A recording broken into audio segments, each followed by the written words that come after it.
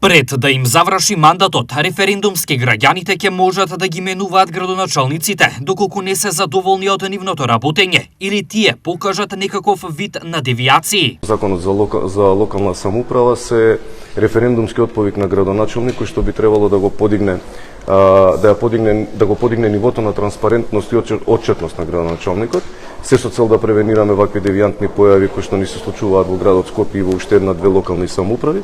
Потоа ни е воведување на комуналниот редар, процес кој што паралелно го работиме со измените и дополнувањата на Законот за комунални дејности и Законот за јавна чистота кој што е под ингеренција на Министерството за транспорт, и секако третиот пилар ни е поголема вклученост и инкорпорираност во носењето на локалните политики.